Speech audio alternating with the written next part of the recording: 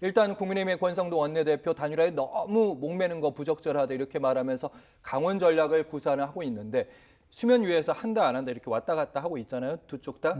수면 아래에서도 안 해요. 없어요? 안 해요. 얘기하고 있는 거 아니에요? 안 한대요. 모르게. 확실해요? 이준석 예. 후보한테도 물어봤고 이준석 후보 캠프에 있는 핵심 관계자들한테도 물어봤는데 안 한대요.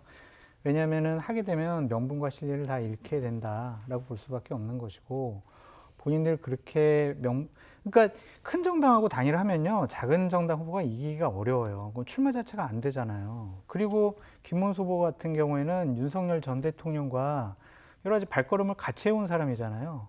비상계엄에 반대하고 탄핵에 찬성한 이준석 후보가 어떻게 윤석열과 발걸음을 같이 한 김문수 후보랑 단일화를 해요.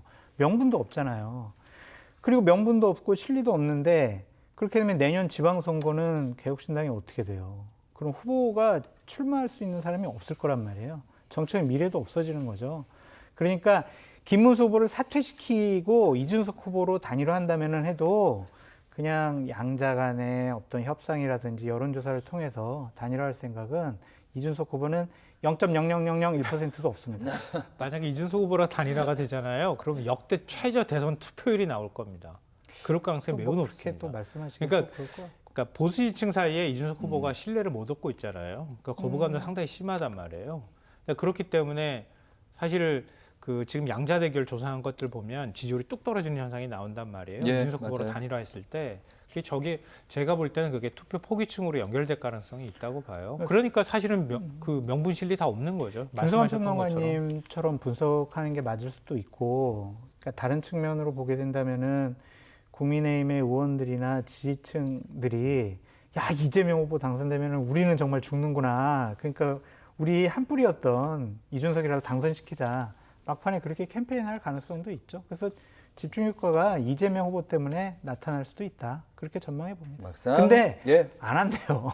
단일화 몰라. 안 하는 거. 단일화 안 한대요. 일단 이런 얘기까지 할 필요 없고 분명히 두 분께서 단일화 없다고 말씀하셨습니다. TV 토론 있고 그 다음 날 오전에 보면 알 수 있겠죠.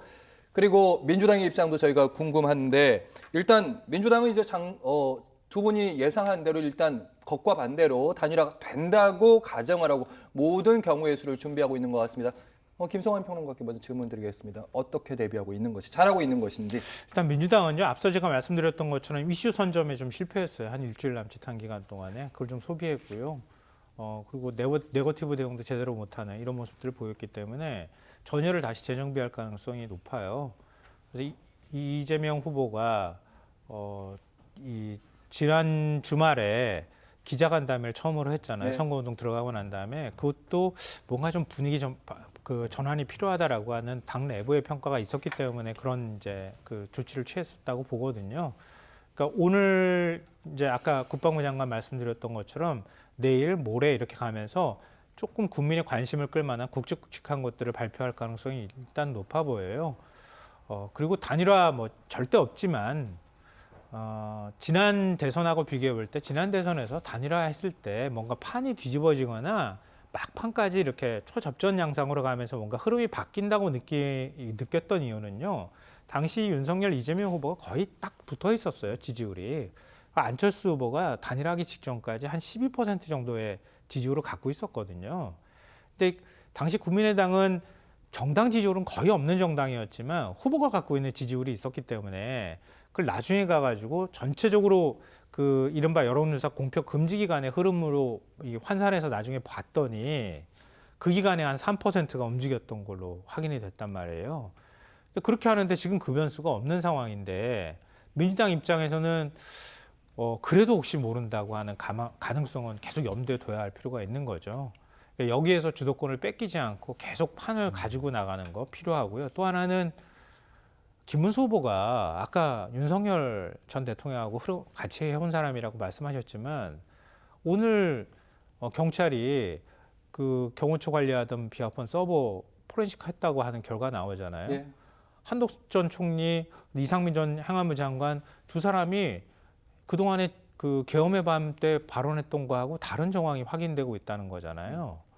그리고 이 안가 CCTV도 지금 했다는 얘기가 나오고요. 그런 것처럼 저는 아직도 계엄 내란 국면이 지속되고 있다고 보거든요. 또 어느 순간 시간이 많이 흐르면서 거기에 대한 경각심이 많이 떨어진 측면이 있어요. 그러니까 그런 면에서 민주당이 다시 한번 분위기 환기하는 작업을 할 거다. 이번 기회에 내란 종식하고 이런 부분들을 잊지 않고 하겠다고 하는 점을 좀 상기시키는 작업을 할 거라고 생각합니다. 네, 장 소장님, 민주당에서는 이제 두 사람의 단일을 염두에 두고 내란 단일화다. 일종의 김빼기도 들어갔습니다. 방심하지 말자 이런 것 같아요. 마지막까지. 네, 경각심을 끝까지 갖자라고 얘기하는 것 같은데 방심하면은요 여러 가지 변수나 부정적인 요인들이 체크가 안 되고 그냥 안 보여요. 에이 뭐 그래도 우리 이기겠지 이런 식으로 넘어간단 말이에요. 근데 이제 위에서부터 계속 방심하지 말자라고 하면 새로운 선거 전략이나 우리가 좀 체크하지 못한 부분들도 다 체크를 하거든요. 그러니까 자꾸 기자회견도 하시고 선거 운동 과정을 좀 이끌어가기 위해서 주도적으로 적극적으로 뭔가를 하잖아요. 지금까지는 지난주와는 다른 모습이잖아요.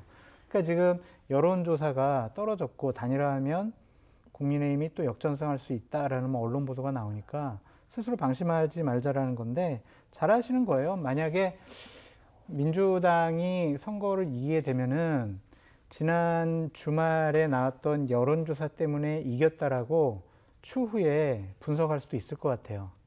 그때 그렇게 좀 약간 좀 낮아지는 여론조사 나와서 우리가 더 긴장감을 늦추지 않았다. 그래서 선거 이길 수 있었다. 그런 평가가 나올 만큼 지난번 주말의 여론조사는 민주당에게 약이 될 거다. 그렇게 보여집니다. 민주당이 실수해서 여론조사가 떨어진 게 맞고 빠르게 달라지고 있다.